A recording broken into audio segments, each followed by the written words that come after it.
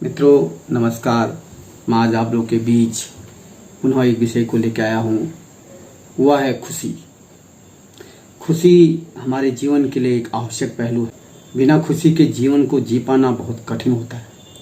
ऐसे में व्यक्ति देखा जाता है खुशी की तलाश में अपने घर में अच्छे अच्छे फर्नीचर चलाता है, मकान बनाता है, नौकरी के लिए खुशी देखता है, प्रमोशन में खुशी देखता है, दूसरे को बर्बाद करने में खुशी देखता है और उसके साथ ही कोई जानवर या मनुष्य रोड पर गिरा है घायल अवस्था में, उसके वीडियो बनाने में खुशी देखता है। खुशी को देखने के अलग अलग नजरिए लोग दिखते हैं। खुशी कहीं मिलती नहीं, खुशी कहीं नहीं है, खुशी अपने अंदर है। खुशी को तलाशना है तो अपने अंदर तलाशिए, अपने जीवन में तलाशिए। खुशी व्यक्ति के जीवन में संतुष्टि के भाव होने में प्राप्त होती है। जिस स्थिति में हैं, जिस परिस्थिति में हैं, जैसे भी हैं, उस अल्लाह ईश्वर का धन्यवाद कीजिए, शुक्रिया अदा कीजिए कि हे भगवान, हे ईश्वर, आपने मुझे ये सब कुछ दिया है। समभाव रखना सीखिए। खुशी अपने आप पैदा होगी। व्यक्ति दुखी अपने आप को लेकर नहीं है, व्यक्ति दूसरे को लेकर दुखी होता है। मैं उदाहरण के माध्यम से समझाना चाहता हूं। किसी के पास कार है, किसी के पास स्कूटर है, किसी के पास साइकिल है और कोई पैदल चल रहा है। पैदल चलने वाला व्यक्ति स्कूटर वाले से दुखी है। किसके पास स्कूटर है, स्कूटर वाला कार वाले से दुखी है। किसके पास कार है, मेरे पास स्कूटर। मैं ये कहना चाहूँगा जो पैदल रोड में चल रहा है उस इस भगवान का शुक्रिया अदा करे। हे भगवान, आपने मुझे हाथ पांव दिए हैं, पैर दिए, मैं सुंदर प्रकृति में विचरण कर सकता हूँ, सारे काम कर सकता हूँ। ये सोचिए, शुक्रिया अदा करें। ऐसे ही साइकिल वाला देख के अपने आप में शुक्रिया कर दे, ऐसे स्कूटर वाला कर दे, ऐसे कार वाला कहे आपने तो मुझे बहुत कुछ दे दिया, कार दे दी, मैं ऐसे करके शुक्रिया अदा। आप जो भी सामान हो उस पर संतुष्ट रहना सीखें तो व्यक्ति को दुख ही नहीं होगा। दुखी के भाव को समाप्त करने के लिए दया पैदा कीजिए, प्रेम की भावना पैदा कीजिए, घृणा से दूर रहे तो दया जहां प्राप्त होगी वहां आनंद प्राप्त होगा। इसके लिए सबसे पहले आपको बुरे लोगों से दूर रहना होगा। बुरे मीन्स जो नेगेटिव विचारधारा के लोग हैं, जो सदा दूसरे की बुराई, दूसरे के कामों की निंदा करते हैं, उन लोगों से दूरी बनाएं। अपने आप पर विश्वास रखें, अपनी योग्यता और अभिक्षमताओं को जानें, सदा स्वागत के भाव अपने अंदर रखें। इसका मतलब यह है, आपने देखा होगा जब किसी को हम घर में बुलाते हैं, 2-4 लोग घर में आते हैं, उसमें एक आदमी ऐसा होता है जो उसमें नहीं आता है, हम पूछते हैं वो क्यों नहीं आए। अरे ऐसा नहीं, जो आए हैं उनका स्वागत कीजिए, जो नहीं आया नहीं आया। मगर इस आदत को हमको छोड़ना होगा। हमें स्वागत करने की आदत अपने अंदर लानी होगी, स्वागत करने के भाव अपने अंदर लाने होंगे तो हम खुश रहेंगे। जो नहीं आया तो नहीं आया। और एक चीज विशेषता ध्यान दीजिएगा, सदा अपने लक्ष्य पर फोकस कीजिए। जो लक्ष्य है उसका वेदन कीजिए, मैं इस लक्ष्य को प्राप्त करूंगा। एक सकारात्मक एनर्जी के साथ वहां को चलिए तो आपको एक लक्ष्य की रखिए, उस लक्ष्य के चिंतन कीजिए, चिंता मत कीजिए। जहां चिंता पैदा होती है वहां दुख पैदा होता है, जहां चिंतन पैदा होती है हम पॉजिटिविटी से आगे की तरफ जाते हैं। इसलिए चिंता के भावों को समाप्त करना होगा। देखो, सुख और दुख दोनों ही मेहमान हैं, आते हैं और जाते हैं। ये घर के स्थायी सदस्य की तरह नहीं है जो घर में ही रहेंगे। अर्थात सुख और दुख में समायोजन करने की शक्ति अपने अंदर पैदा कीजिए। दुख है तो दीनहीन न बनिए, सुखी है तो अहंकार और तमाम चीजों में आप न जाइए। समभाव रखिए तो आपको एक खुशी प्राप्त। जो भी चीज आपके साथ हो रही है उसको स्वीकार करना सीखें। जहाँ स्वीकार करने की कला आपके अंदर आ जाएगी तो वहाँ आपको खुशी ही खुशी नजर आएगी। खुशी को कहीं ढूंढने की आवश्यकता नहीं है, खुशी हमारे अंदर है। सिर्फ ढूंढना है तो अपनी समायोजन की शक्ति को उड़ाना है, अपने अंदर संतुष्टि के भाव पैदा करने हैं और हर चीज को स्वीकार करने की क्षमता अपने अंदर पैदा करनी है।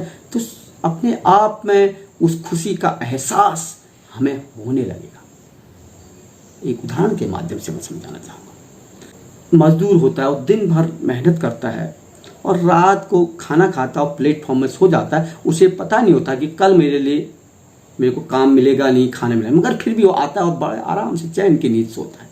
दूसरी ओर एक महलों में सोने वाला व्यक्ति महलों में मोटे मोटे डल्लब के गद्दों में सोया है और एसी लगी है और अपनी रात भर करवटों को बदल रहा है।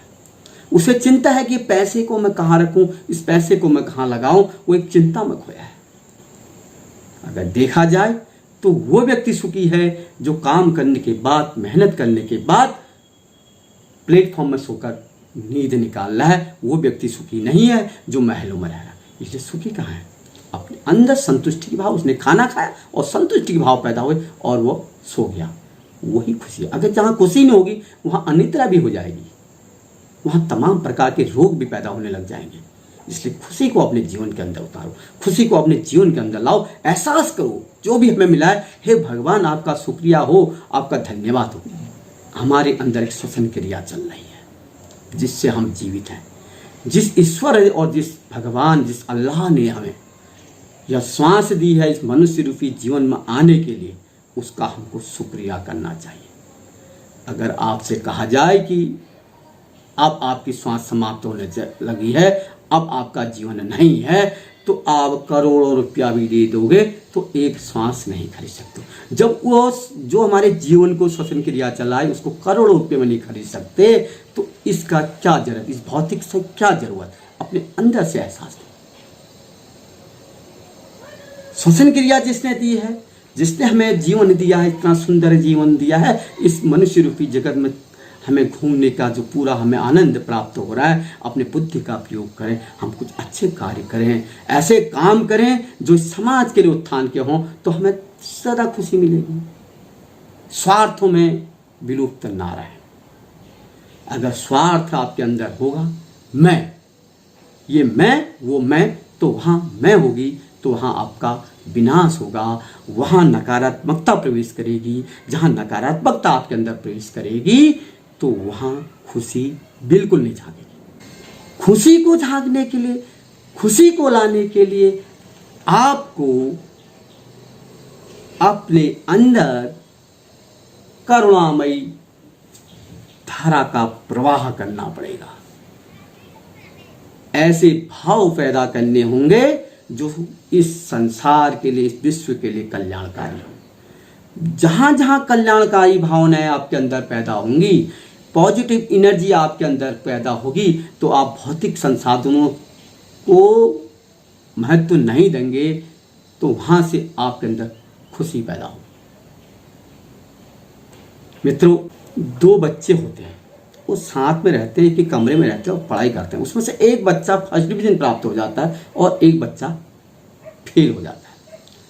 जो फेल वाला बच्चा है, वो जो फर्स्ट डिवीजन प्राप्त करा, उस बच्चे से कहता है तो मेरे को पढ़ने नहीं देता था, ये रात को चोर के पढ़ता। ऐसा बिल्कुल नहीं करना है।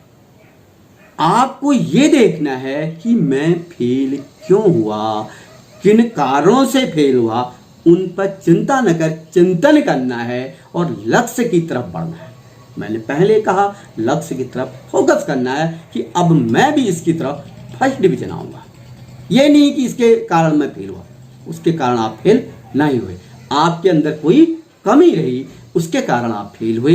इसलिए अब आपको लक्ष्य बनाना होगा कि मैं किन कारणों से फेल हुआ और अपना लक्ष्य बनाना होगा, मैं भी प्रथम श्रेणी में पास हूँ। मेरा कहने का तात्पर्य है, खुशी कहीं नहीं है, खुशी आपके अंदर है।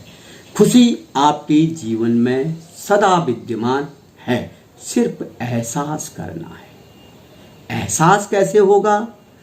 एहसास तब होगा जब हम अंदर दया, करुणा के भाव पैदा करेंगे, समायोजन की शक्ति पैदा करेंगे, सुख और दुख में कोई भी प्रकार से विचलित नहीं होंगे, तो हमें सदा खुशी रहेगी। हम उस अल्लाह, उस ईश्वर, उस भगवान, उस गॉड का शुक्रिया अदा करेंगे जिन्होंने हमें इतना खुशहाल जीवन दिया है। आओ हम सब मिलकर एक खुशी का माहौल तैयार करें। इस भारतवर्ष के अंदर तमाम प्रकार के नेगेटिव एनर्जी को बाहर करते हुए एक पॉजिटिव एनर्जी की तरफ जाएं और अपना कल्याण करें, अपने समाज का कल्याण करें। मैं आप लोगों से निवेदन करना चाहूँगा, अगर आपको मेरी वीडियो पसंद आई, इसको एक लाइक कर दीजिएगा, और जो पहली बार मेरे चैनल में आए हैं, जिनने अभी तक मेरे चैनल को सब्सक्राइब नहीं किया है, वो इसको सब्सक्राइब कर दीजिएगा। अगर मेरे वीडियो में कुछ जान है, कुछ लोगों को प्रेरित कर सकती है, कुछ लोगों के जीवन में परिवर्तित कर सकती है, ऐसा अगर आपको लगता है, इसको नीचे शेयर को फटाफट दबाकर शेयर कर दीजिएगा, ताकि 10 लोग और भी सुने। इन्हीं शब्दों के साथ मैं पुनः आप लोगों के बीच नई चीज को लेके आऊँगा, और आप सभी लोगों के मंगलमय कामना के साथ खुशहाल जीवन जीने की भगवान ईश्वर से प्रार्थना करता हूँ कि हम सब खुशी रहें और खुशी का माहौल तैयार करें और अपने अंदर दया के भाव पैदा करें। नमस्कार, जय हिंद, जय भारत।